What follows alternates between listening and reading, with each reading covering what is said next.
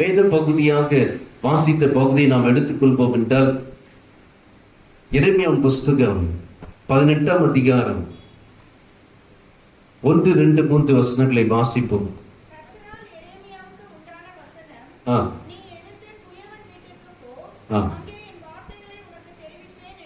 அங்கு என் வார்த்தைகளை உனக்கு தெரிவிப்பேன் என்றார். நீ எழுந்து குயவன் வீட்டுக்கு போ, அங்கு என் வார்த்தைகளை உனக்கு தெரிவிப்பேன். வாசிங்க.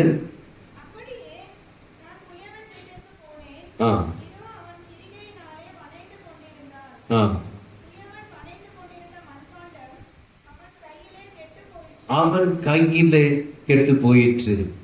இந்த வசனங்கள், இந்த வார்த்தைகள் அநேக முறை நாம் கேட்டிருக்கலாம், அநேக விதங்களை நாம் கேட்டிருக்கலாம். இன்றைக்கு உண்மையாக இந்த வார்த்தையோடு கூட என்னோடு பேசும் என்று நம் முழுதயத்தோடு கேட்போம் என்றால், உண்மையாக ஒரு சில வார்த்தைகள் என்னோடு பேசும், நம்மோடு பேசுகிற வார்த்தைகளாக இருக்கிறது. குயவன் வீட்டுக்கு எழுந்து போ.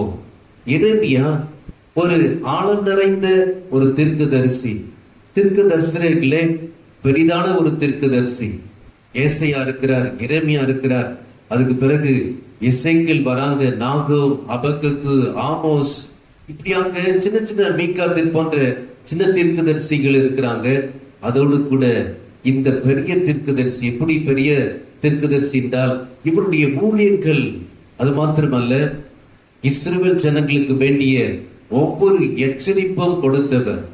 70 ஆண்டுகள் நீங்க பாபிலோன் தேசத்திற்கு போகிறீங்க, ஆண்டவரை வணங்க சொன்னால் அநேக பாகால் தீர்க்கதரிசிகள் விக்கிரகங்களை செய்து கொண்டு இப்படியாக அந்நிய தேவர்களை நீங்க வழிபடுகிறீர்கள் என்று சொல்லி எச்சரிப்பு கொடுத்த தீர்க்கதரிசி. இவரை தூக்கி கிணற்றிலையும் போட்டுட்டாங்க. இவர் திரும்ப வரக்கூடாது என்று சொல்லி அநேக முயற்சிகள் எடுத்தாங்க. ஆனாலும் கூட அவர் தன்னுடைய தீர்க்க தரிசனத்தை உரைக்கிறது நிறுத்தல. எப்படியாவது நான் சொல்லணும்ங்கிற வாஞ்சி அவருக்குள்ளாக வந்தது. அந்த நேரத்துல ஆண்டவர் இவரை கூப்பிட்டு, நீ குயவன் வீட்டுக்கு போ, அங்கு என்ன நடக்கிறது என்கிறதை பார்ப்போம். தெலுங்குல குயவன் அன்றே குயவன் இல்லைன்றே கும்மரி வாடு. ஆக நீ கும்மரி ஆகிய ஸ்தலானுக்கு வெல்லு, நீ குயவன் வீட்டுக்கு போ, அங்கு நடக்கிற காரியம் என்ன? இவர் கடந்து சென்றார். நடக்கும் பொழுது ஒரு திரிக்கை இருக்கிறது, அதன் மேல் மண்ணை களிமண்ணை வணைப்பதற்காக களிமண்ணை வைக்கிறார். அதிலே ஒரு பாத்திரங்களை வணைக்கிறதை இந்த எரேமியா பார்க்கிறார். ஒரு சில பாத்திரங்கள் கனமுள்ள பாத்திரங்களாக இருக்கிறது, ஒரு சில பாத்திரங்கள் கனவீனத்திற்கு உபயோகப்படுத்துகிற பாத்திரங்களாக இருக்கிறது. இவைகள் எப்படி வணைக்கப்படுகிறது என்கிறதை குறித்து நீ பார் என்று சொன்ன போது அங்கு எரேமியா செல்கிறார், இதெல்லாம் பார்க்கிறார். என்ன நடக்கிறது? இன்றைக்கு ஒரு சில காரியங்கள், இந்த பகுதியிலிருந்து 7 காரியங்கள் உங்களிடத்துல நான் சொல்லி என் செய்தியை முடிக்க விரும்புகிறேன். ஆண்டவராகிய இயேசு கிறிஸ்து இந்த உலகத்துல தன்னுடைய செய்திகளை அறிவிக்கும் பொழுது அநேக ஊமைகள் மூலியமாக, தெலுங்குலோ உபமானங்கள் துவாராக அநேக காரியங்கள் பயிலப்பரிசினார் ஊமைகள் மூலியமாக. அதே போல இதுவும் ஒரு ஊமை. குயவன் என்றால் ஆண்டவர், அவர் தான் நம்மை உருவாக்கினார். நம்மை படைக்கும் பொழுதே சிரேஷ்டமான விளையேற பெற்றவர்களாக நம்மை உருவாக்கினார். அவர் தான் குயவன். இந்த களிமண், அவருடைய கரத்தில் இருக்கிற களிமண்ணாக நாம் இருக்கிறோம். அந்த குயவன் கையில் இருக்கிற இந்த சாரி என்று தெலுங்குல சொல்லப்படுகிறது திரிக்கை. அதற்கு அது எப்படி எதற்கு ஒப்பிட்டு சொல்லப்படுகிறது என்றால் ஐக்கியத்திற்கு ஒப்பிட்டு சொல்லலாம்.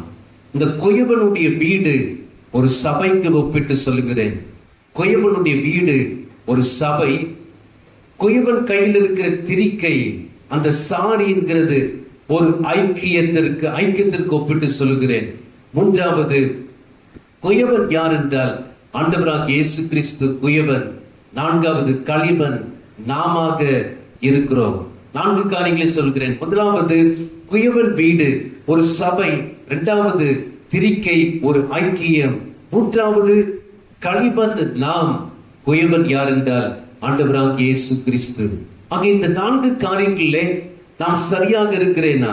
நான் சரியாக இருக்கிறேன் என்கிறதை நாம் கொஞ்சம் தியானித்து ஆண்டவராக இயேசு கிறிஸ்து தன்னுடைய உவமைகள் சொல்லும் பொழுது, நானே நல்ல திராட்சை செடி, நீங்கள் சொல்லுங்களேன், நீங்கள் கொடிகள். கொடியானது திராட்சை செடியிலே நிலைத்திராவிட்டால் அது கனி கொடுக்க மாட்டாது. நானே நல்ல மேய்ப்பன், நீங்கள் ஆடுகள். நல்ல மேய்ப்பன் தன் ஆடுகளுக்காக ஜீவனை கொடுக்கும் என்று சொல்லி அநேக உவமைகள் மூலியமாக ஆண்டவர் வெளிப்படுத்தி இருக்கிறார். நானே நல்ல திராட்சை செடி, நீங்கள் கொடிகள். நானே நல்ல மேய்ப்பன். அங்கு அநேக காரியங்கள் அங்கு அவர் எப்படியாக இதற்கு ஒப்பிட்டு சொல்கிறதை நாம் பார்க்கிறோம். இங்க குயவனுடைய வீடு, ஒரு சபையின் காரியங்கள் என்ன? நானும் அநேக காரியங்களை நம்ம கொரிந்தியரிலிருந்து ஒரு சபைக்கு இருக்க வேண்டிய காரியங்கள் ஏகப்பட்டது எழுதி வைத்திருக்கிறேன். என்னென்ன காரியங்கள் இருக்கணும், எப்படி இருந்தால் இந்த சபை வளரும், எப்படி இருந்தால் இந்த சபையின் ஒரு சில ஒழுங்குகள் நடக்கும் என்று சொல்லி அநேக காரியங்களை குறித்து எழுதி வைத்திருக்கிறேன். ஆனால் எப்படி இம்ப்ளிமெண்ட் பண்ணுங்கிறது தெரியல. என்ன காரியங்களை செய்யணுங்கிறது அந்த அளவுக்கு நான் முன்னோக்கி செல்ல முடியல. ஆக இந்த குயவனுடைய வீட்டு எப்படி இருக்க வேண்டும்? இந்த சாரி என்று சொல்கிறாங்களே, இந்த குயவனுடைய கையில் இருக்கிற திரிக்கை ஐக்கியம். அதற்காகத்தான் நாம் ஒவ்வொரு புதன்கிழமை சனிக்கிழமை நாம் உபவாசம் இருந்து செபிக்கிறோம். எங்கு செபம் இருக்கிறதோ அங்கு விடுதலை உண்டு. அங்க அந்த ஐக்கியத்திலே நாம் எப்படியாக இருக்கிறோம் என்கிறது தான் முக்கியமானது. ஆக இன்றைக்கு 7 காரியங்களை குறித்து நேரத்துக்கு ஏற்றவாறு நான் சுருக்கமாக உங்களிடத்துல சொல்ல விரும்புகிறேன். முதலாவது, இவர் போன போது அங்க பார்க்கப்படுகிற காரியம் மண் இருக்கிறது. மண்ணு, அதோடு கூட களிமண் இருக்கிறது. ஒரு பானையோ அல்லது ஒரு நல்ல பாத்திரமாக வணைக்கப்பட வேண்டும் என்றால் முதலாவது இந்த மண் பிரித்தெடுக்கப்பட வேண்டும். முதலாவது பாயிண்ட் இங்கு சொல்லப்படுகிறது, பிரித்தெடுக்கப்பட வேண்டும். மண்ணிலிருந்து மண் இருக்கிறது. ஆனால் பாத்திரமாக வணைக்கப்படுவதற்கு என்ன செய்யப்பட வேண்டும் என்றால் பிரித்தெடுக்கப்பட வேண்டும். மண்ணிலிருந்து ஒரு களிமண் உருவாக்கப்பட வேண்டும். அப்படி இருந்தால்தான் அந்த తిరిగిల ఆ యొక్క తెలుగులో చూస్తున్నాము, அங்க சாரி பைన ఉంచిన యొక్క மண்ணு களிமண்ணாக மாற்றம் அடைந்தால்தான் ஒரு நல்ல பாத்திரமாக வணைக்கப்பட முடியும். முதலாவது பாயிண்ட் இங்க சொல்ல விரும்புகிறது, பிரித்தெடுக்க வேறு பிரிக்கப்பட்ட ஒரு வாழ்க்கை. நீங்கள் உலகத்தார் அல்ல என்று வேதம் சொல்லுகிறது.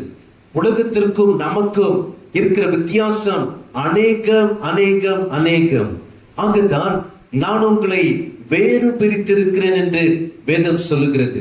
அப்போ உலகத்துக்கும் நமக்கும் சம்பந்தம் இருக்குமே என்றால் அது சரியான பிரித்தெடுக்கப்பட்ட வாழ்க்கை அல்ல. இவங்க இங்கேயும் இருப்பாங்க, அங்கேயும் இருப்பாங்க. அப்போ இது அந்த திரிக்கையின் மேல் வரும் பொழுது வலிந்து ஓடக்கூடியதாக இருக்கும், அங்க நிற்காது. ஏனென்றால் ஒரு நல்ல பிரித்தெடுக்கப்பட்ட வாழ்க்கை இல்லை.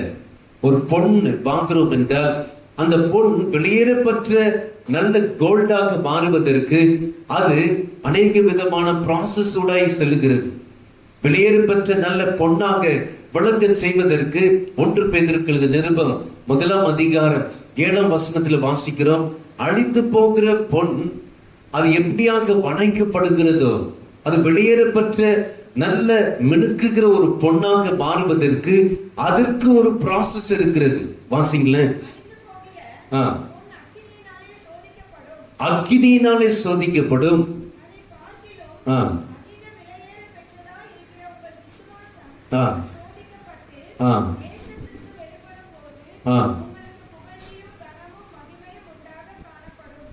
இங்கு நம்மை ஆண்டவர் சொல்லுகிறார், ஒரு பிரித்தெடுக்கப்பட்ட வாழ்க்கைக்குள்ளாய் நாம் கடந்து போகணும் என்று கர்த்தருடைய வார்த்தை சொல்கிற விதமாக களிமண்ணாக மாற்றம் அடைய வேண்டும் என்றால் நாம் பிரித்தெடுக்கப்பட்ட வாழ்க்கை